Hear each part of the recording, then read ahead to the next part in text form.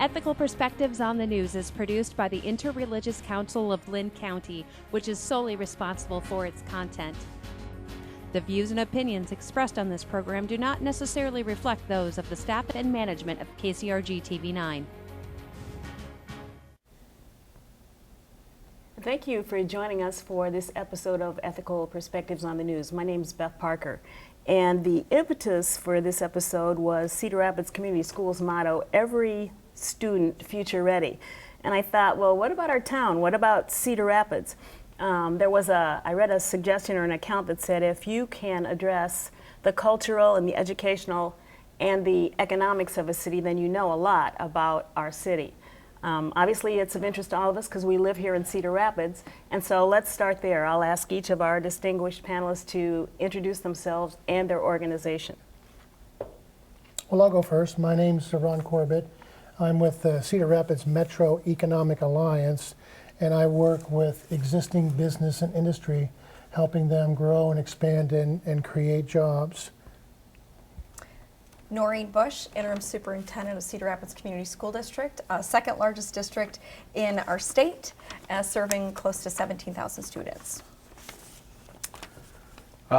Maurice Davis, Program Manager for James Boyd's Community Startup Accelerator style program. I help underserved families start and grow businesses. So, as platform leaders, you are professionals that impact your clients, your students, everyone that you interact with. What about your organization and the future of Cedar Rapids? How do you make decisions? How do you decide a direction? How do you develop strategy? I'll be glad to start that conversation. It all starts with us. So we do see, as a school district, we are the heartbeat of our community. Many times we're the welcome wagon to new families who are coming to our great city. And so we see that it really does start with us in understanding what children's needs are. And as we consider the greater scope of our community, we also then consider what's the needs for our workforce. And so I thank you for leading with our vision, Every Learner Future Ready in Cedar Rapids. Cool. With that means that we believe that every child, and I would say from preschool age, 3 and 4 years old, is kindergarten ready. And then kindergartners are ready for first grade all the way through the point of graduation, where we've developed actually a profile of a graduate, which is beyond content mastery, competencies we believe all children need, and that would be critical thinking, collaboration, creativity, citizenship, and problem-solving skills. And so when we look at those competencies, that's what the workforce is telling us that they want within their employees. So we do believe that it does start with our work, but that means that we have to be listening to our community and our relationships, both from the social arena as well as from the economic arena, so that we have constant partnership to propel the work. Our children are an economic investment, and they are the heart of the future of our community. I actually really like what the school district is setting out for everybody, because we don't know about the future. You can't predict the future, and that's why I like the slogan so much, but it's more than the slogan because it's a challenge, future ready. We're not really sure what the future is, but we have to be ready and prepared, so it's more of a challenge to everybody, not just the school district students, but the whole community. As you said, Cedar Rapids getting ready. So if you think in terms of maybe if a snowstorm is coming, it's announced on the TV, media, and get ready for it, so you prepare. You maybe buy some supplies at the store or food, shovel, you get ready for this snowstorm coming in. And what Noreen in the school district is really challenging all of us as a community, that we have to get ready. And so people think, well, what is the future going to be? Then you speculate on what type of skills students are going to need, what type of background they're going to need from the classroom work. And it really is a compelling effort to think into the future. Yeah, I would have to agree, and I have the benefit of working at James Boyd and kind of working with families that are typically looked at as not having as many opportunities. And so I have the pleasure of trying to work with those individuals to build them up. There are reports that show that families that have kind of an entrepreneurial background tend to be more successful long term. So if we can start now helping those families that kind of have that fire, we hope that their kids and their grandkids and so on and so forth, whether they choose to be in business or whatever have you, that kind of the skills that we build in our programming will lead them to success in schooling or economically. And following up on what you said, it occurs to me that, you know, if your father is a doctor, then you're exposed to that environment. You're exposed to that culture. You're exposed to those people that will help you become a doctor. So how do you three collaborate?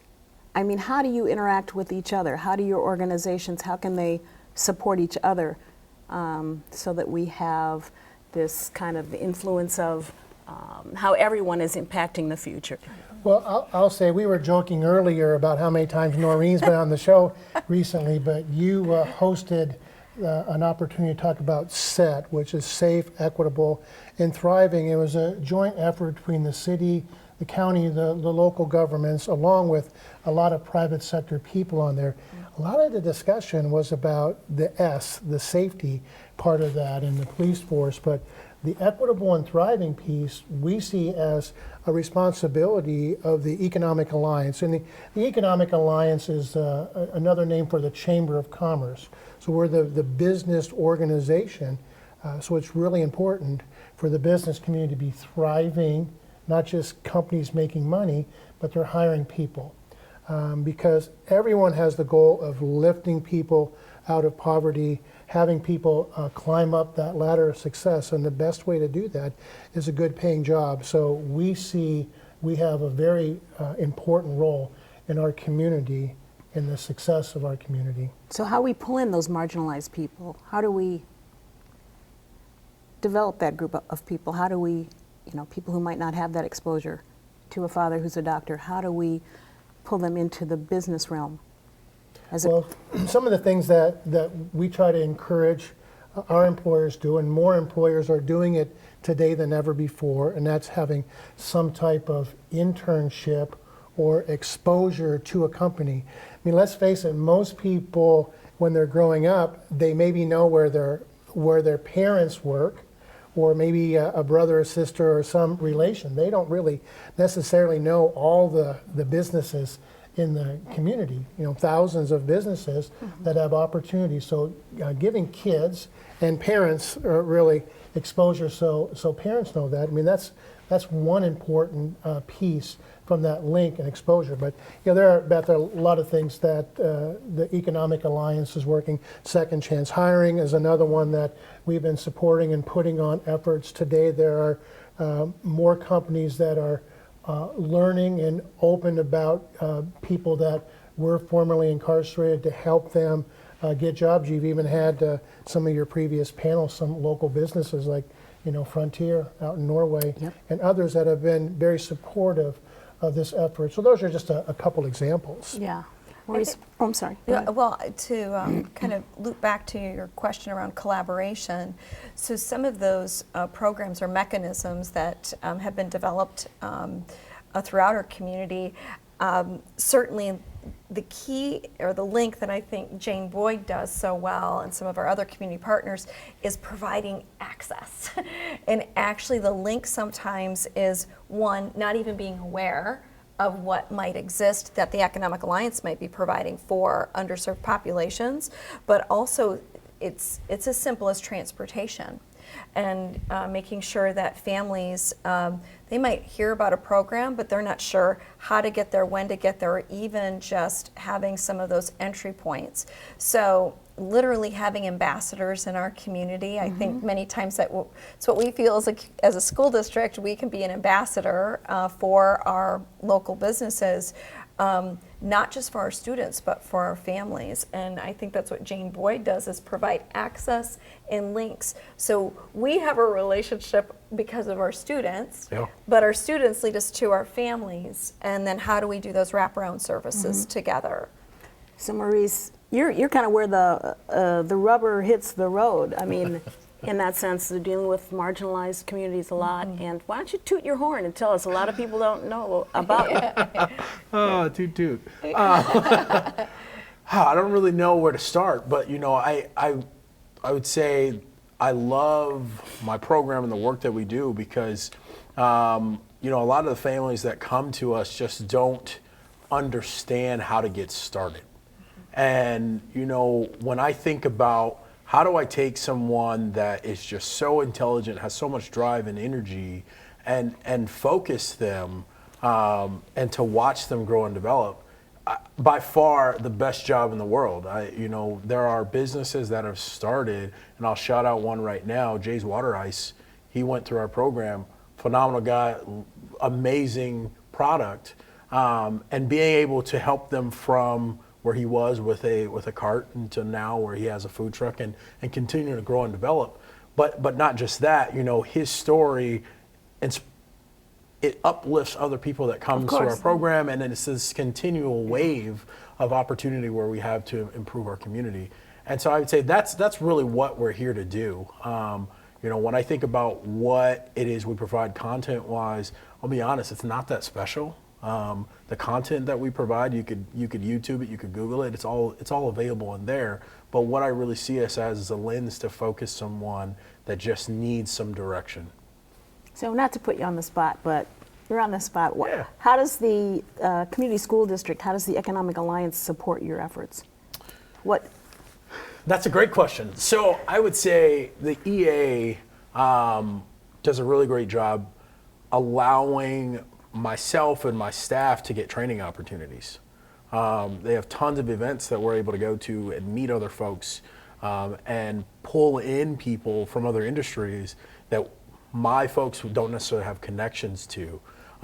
So a primary role of what we do is, so like Noreen was saying, was providing access.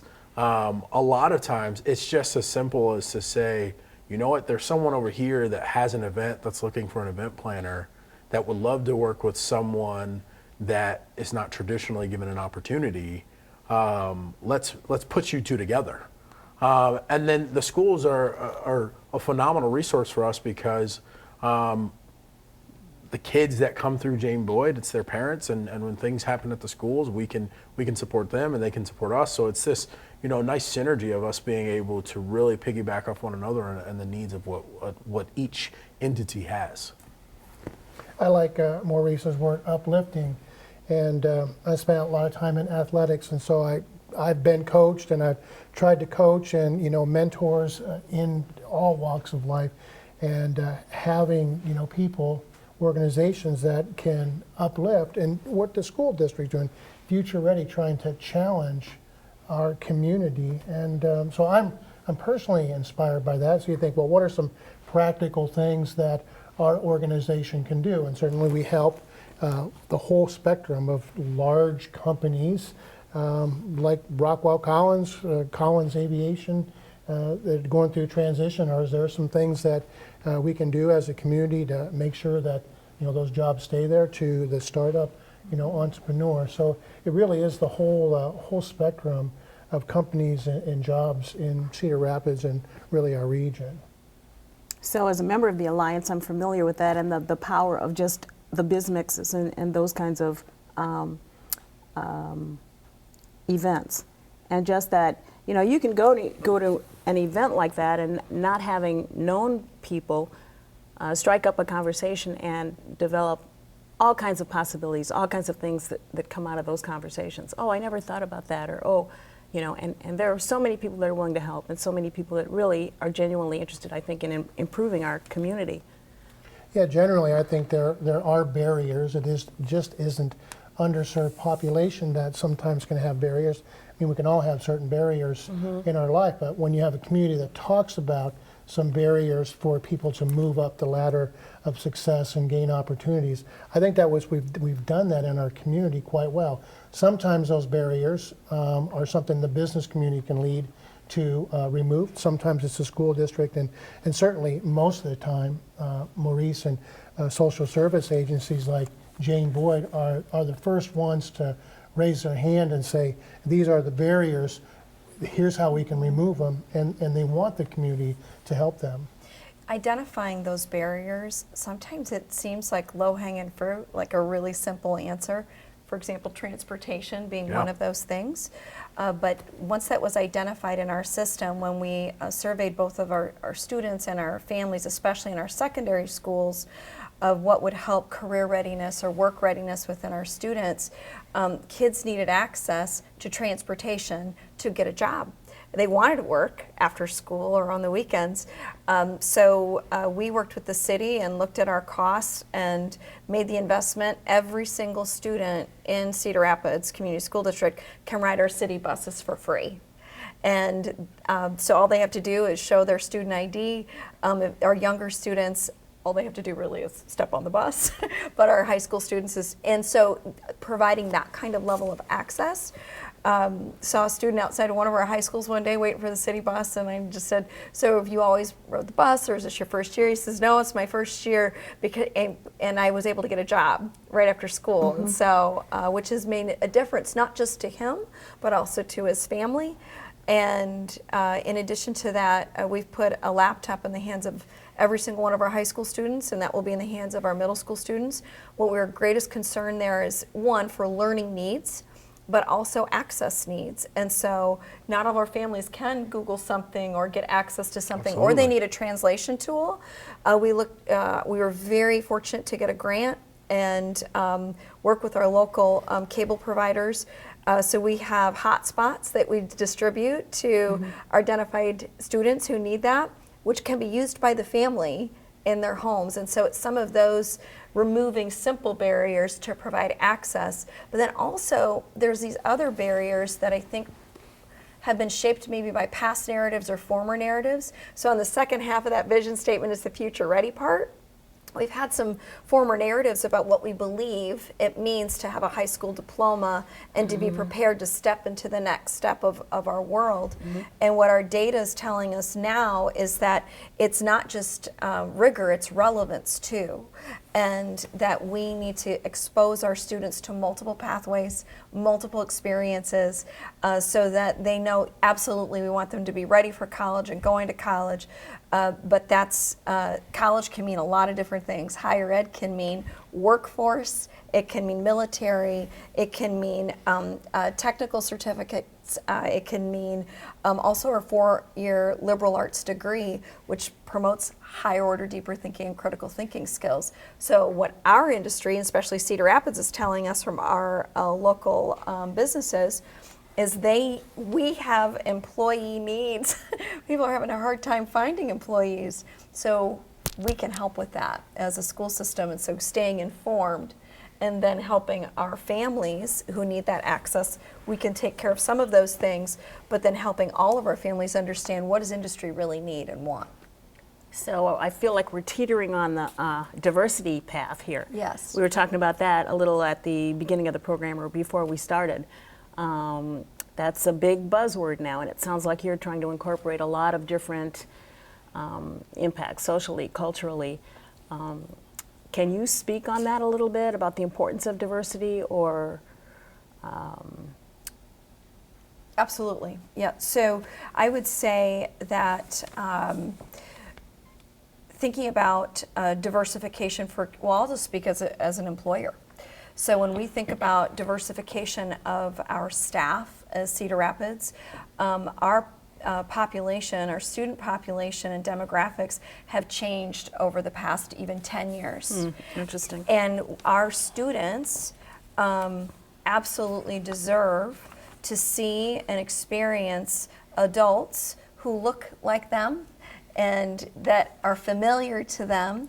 And we absolutely want our students to have that experience. We also want our students and our adults to understand intercultural developmental mindset and what does it mean to be from another culture, and to grow up in it. And I know people wouldn't think that southwest side Cedar Rapids is different than southeast side Cedar Rapids, but even there within neighborhoods we have cultural different experiences. So understanding that.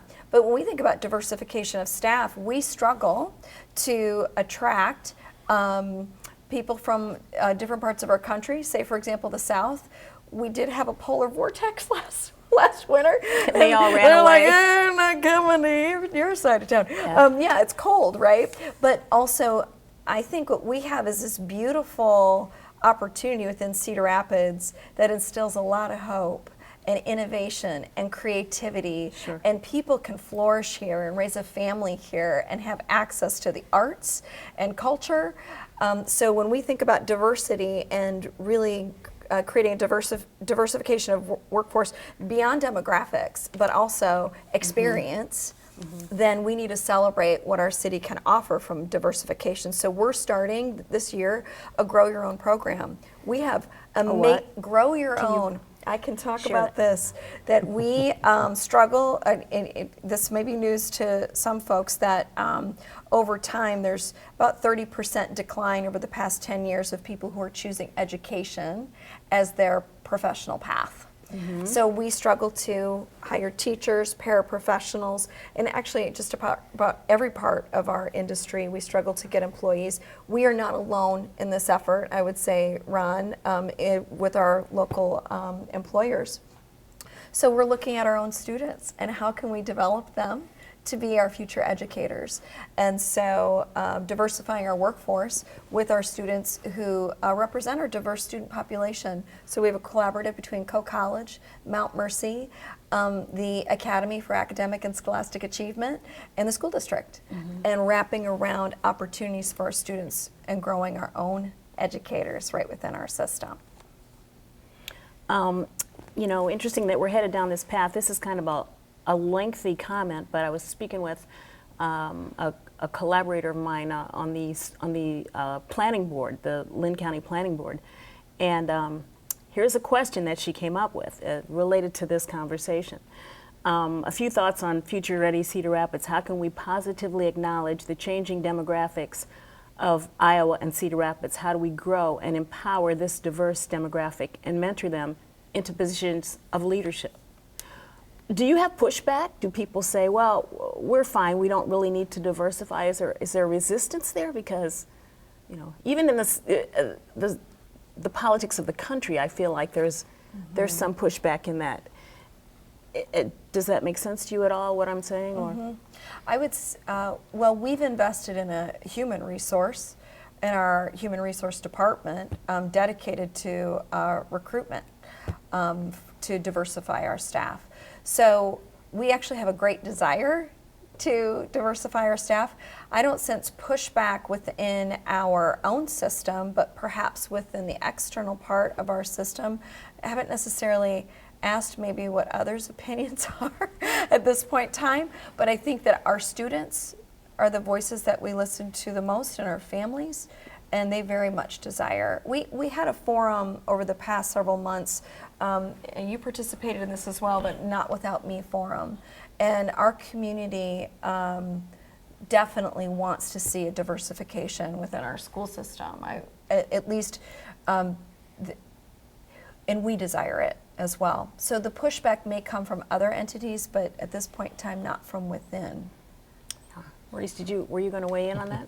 Yeah, I can weigh in. I would say, as I continue to be better about being involved in the community, I absolutely love Cedar Rapids. One of the things that I find, however, about it is that the people in Cedar Rapids like for you to be from Cedar Rapids when you take initiatives. And there's this mindset almost sometimes that if you're not from here, how do you understand the capacity of what we're dealing with here? So you're sensing pushback somewhere, kind of, or resistance. I would say absolutely. Is it like a click? No, I think it's this pride in our city and our space, and wanting it to be how it was yesterday, and hoping that the people from here can revitalize it to its former glory. That's really what I think it is. I, for the most part, anyone that I interact with that has ever kind of made the statement of, well, you're not from here, how do you understand? It's more of a thing of, we want it to be as great as it was. Let's even use Jane Boyd as an example. Anytime someone talks about Jane Boyd, it's, well, I remember when Jane Boyd was like this. And that's what we want. We want Jane Boyd to go back to what it was. the sad truth is the Jane Boyd of 20 years ago is probably not coming back. Right. That's not futuristic. No, it's not. Absolutely not. You know, Jane Boyd, if it continued to look like it did 20, 40 years ago, would not be relevant. The Jane Boyd of tomorrow really should be working with kids on teaching them how to code and working with them on soft skills and helping them with communication. Those things, the things that aren't as attractive as taking a group of kids to a tournament. And so as we look to move forward, it is, how do I accept ideas of everyone, because we all have something of value to offer. My program only gets better the more and more I talk to people and find out what it is they think the program should look like. So our city's no different. Yeah, there's always something nostalgic about the past. Yeah. Most people, when they look back, they think of, well, what was Cedar Rapids like from an industry standpoint? And there was many industries 20 years ago that aren't around, you know, today. And again, getting back to the reason for the show, the future ready, thinking of, well, we don't know about the future, how can we be ready for something that we don't know about, continues to force us to challenge ourselves as a community and individual organizations to, you know, what is the future? And, you know, we can speculate what the future is from an educational standpoint and from a business. We know that there's smartphones and there's smart TVs, and our society is going to have to be smarter too. And I like them to focus on science and technology and engineering and math and arts as we're challenging our young people to think about careers in the future. But as you also said, it's high school plus. The plus could be military, it could be 4 years, it could be 2 years, it could be buildings and trades, you know, it could be a certification, but to think beyond high school. And I think that's a good vision for us in our respective fields to continue to challenge our community at large. So they're giving us the signal over there, amazingly. We're running out of time, but what are you taking away from this? What have each of you, would you say, something maybe has piqued your interest or your thought process? What do you take away from this? Well, for me, one of the things is just not to be complacent. So a couple of things that Noreen and Maurice already said. I'm already thinking about what we're doing to make sure we're aligned with some of their comments. And, you know, we can, you know, sometimes, you know, get complacent, get in a little bit of a rut, and I guess that's that future ready challenge again. And so I've learned a couple things to do today from those two. 30 seconds, each of you, 30. I think continued collaboration and conversation, honestly, to serve our community's needs. I think your points about the pushback, it is about the transformational efforts. I think coming from where we need now to what we need next, and continuing to predict what our best hopes might be, but those core-centered competencies that all of our community needs. I would say kind of taking a step back from what we're doing at Jane Boyd sometime and looking more at what the city is doing. I think sometimes we get so focused on the day-to-day that we forget how we're connected to the vision of Cedar Rapids. Okay, well, thank you all to our panelists, and thank you to our listening audience. Make sure you stay tuned to figure out what else is going on in the future, the upcoming future of Cedar Rapids.